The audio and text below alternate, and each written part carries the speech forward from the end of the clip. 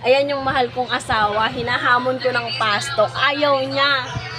Marami siyang natatakot na sagot. Na, pastok tayo! Ay no, pastok kami. Ayaw niya. Na, pastok tayo! Pastok kami. Ayaw niya. Bakit natatakot ka, no?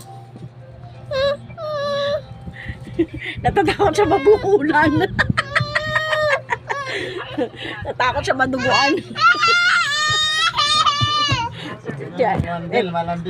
Ito yung anak kong ano. Say hi, say hi. Yes, baby. Say hi. Say hi. Ayaw magpapastok ng aking mahal na asawa. Dahil baka mabukulan at maduguan. Hindi! Yes, baby.